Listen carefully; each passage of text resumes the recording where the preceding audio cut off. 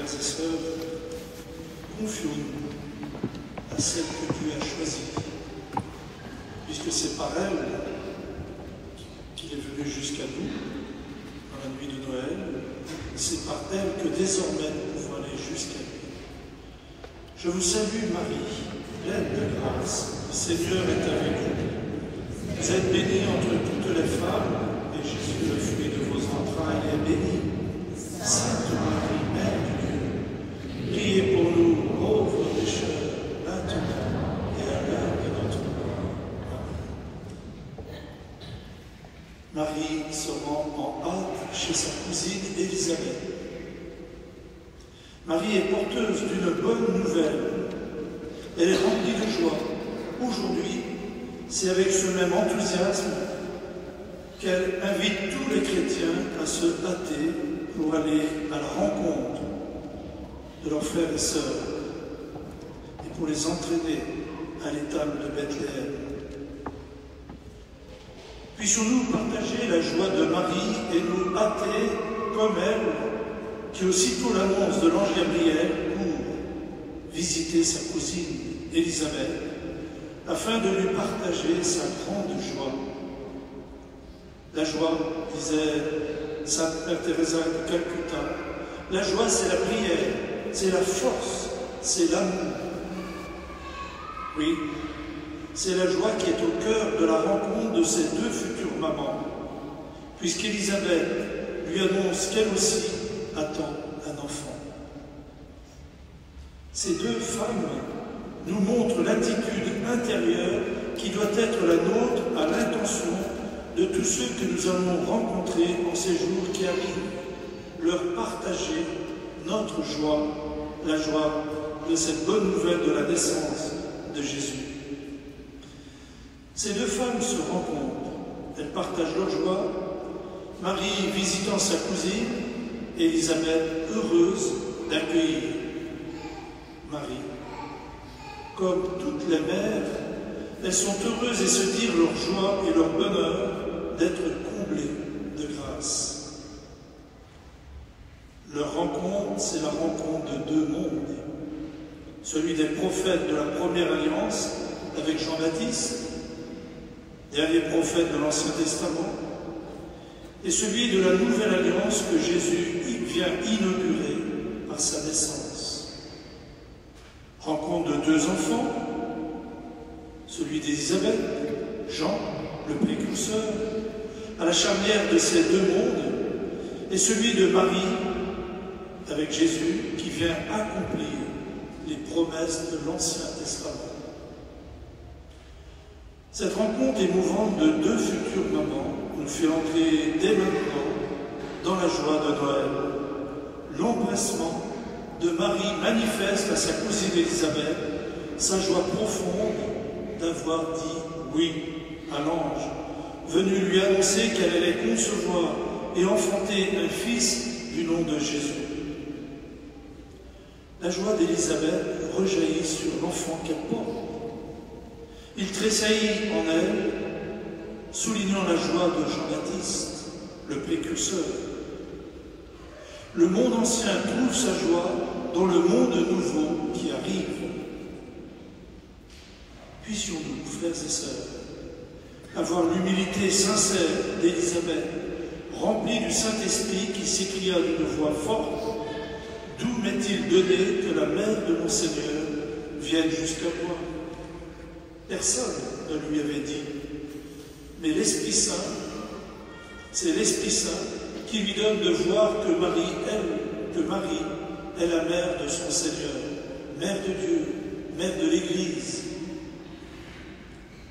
Puissions-nous reconnaître la foi de Marie lorsque l'ange lui annonce que Dieu l'a choisi pour être son fils, et Élisabeth qui proclame la joie que procure la foi, heureuse celle qui a cru.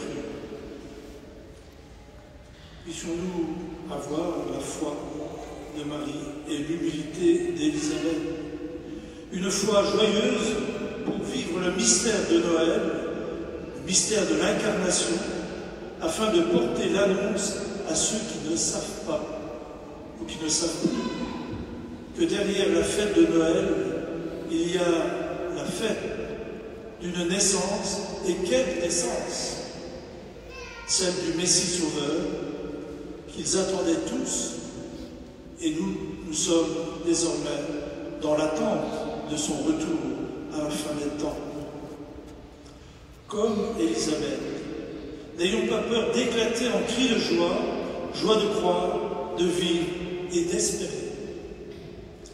Avec Marie, n'ayons pas peur de manifester notre joie, joie d'aimer et de servir, en visitant ceux qui sont isolés par l'âge ou la maladie ou la misère morale.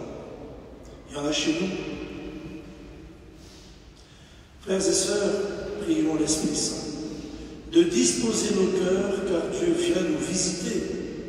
Dieu vient nous visiter dans la nuit de Noël.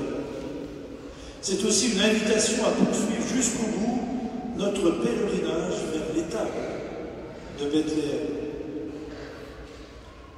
À quelques jours de Noël, les décorations et les lumières rappellent partout que ce sera la fête.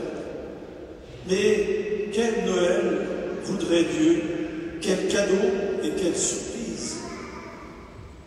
En regardant le premier Noël de l'histoire, nous découvrons les goûts de Dieu. Qu'il s'agit de Marie ou de Joseph, Noël a apporté dans leur vie des changements inattendus. C'est dans la nuit de Noël que survient la plus grande des surprises. Le Très-Haut est un petit bébé et la parole de Dieu est un enfant, incapable de parler, accueilli par de simples bergers et non pas les autorités de l'époque. Ainsi, Noël est la célébration d'un Dieu inédit qui renverse nos logiques et nos attentes. Et il y en a bien besoin aujourd'hui. Vivre Noël, c'est accueillir la revanche de l'humilité sur l'arrogance, de la simplicité sur l'abondance, du silence sur le vacarme. Malheureusement, on peut se tromper de fête et préférer la nouveauté du ciel, préférer à la nouveauté du ciel la routine de la terre. Ne faisons pas de Noël une fête mondaine et ne mettons pas de côté le roi de la fête. À l'occasion de cette grande fête, le pape François va ouvrir la porte sainte de la basilique de Saint-Pierre de Rome. C'est un acte symbolique pour ouvrir cette année que le pape a voulu pour le jubilé 2025.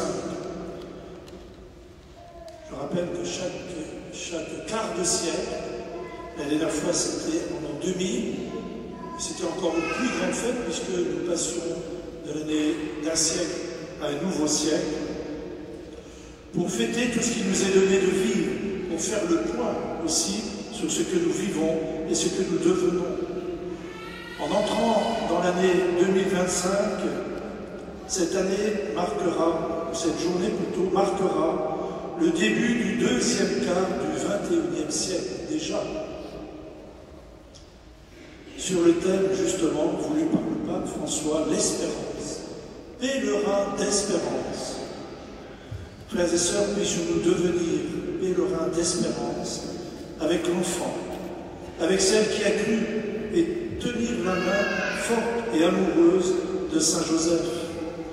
Pèlerins d'espérance, veilleurs et éveilleurs, qui portaient la joie de l'Évangile à celles et ceux qui aujourd'hui, plus qu'hier, attendent de nous voir et de nous entendre pour rendre compte de l'espérance qui nous anime en profondeur. Comme Marie et Joseph, ayons confiance en Dieu et disons-lui, me voici. Comme Jésus, faisons-nous proches de celui qui est seul, du pauvre, de l'isolé, pour trouver à la suite des bergers la lumière qui brille dans la pauvre grotte de Bethléem. Soyons porteurs de toutes les bonnes nouvelles. En voilà une que j'ai vécue cette semaine. je tiens à vous la partager, puisque c'est la première fois depuis que je suis prêtre, et depuis bientôt 40 ans. J'ai été appelé par quelqu'un de ma commune d'origine, qui me connaissait plus que je connaissais d'ailleurs, parce qu'il venait de se convertir. Et donc je suis allé, parce qu'il n'était pas baptisé, je pense beaucoup, bien sûr, j'ai beaucoup pensé à vous, les catéchumènes. Il n'était pas baptisé, mais déjà, grâce à son épouse, puisqu'ils se sont mariés 2 jours avant sa mort, avec son épouse faisait partie, entre parenthèses, du parcours alpha de Luçon. Comme quoi, le parcours alpha, on vous en a parlé, je n'en parle pas plus longtemps, mais c'est très important, même pour ceux qui ne sont pas baptisés. Et donc, apprenant par ses médecins que son cancer allait malheureusement se développer très très vite, parce qu'il était en train de se compliquer, il a demandé à se convertir. Je suis allé à l'hôpital de La Roche-sur-Yon pour lui donner le baptême, la confirmation, la communion et le sacrement des malades. Il était pleinement conscient, il a bien participé. Ça a été vraiment un moment très impressionnant pour moi et pour ceux qui l'entouraient. Voilà, c'est une bonne nouvelle. J'ai fait sa sépulture d'abord le surlendemain. J'ai célébré sa sépulture hier, au cours d'une messe d'action de grâce, dans de très bonnes conditions, puisque c'était la joie pour tous ceux qui venaient d'apprendre sa conversion. Soyez porteurs de bonnes nouvelles autour de vous. Amen.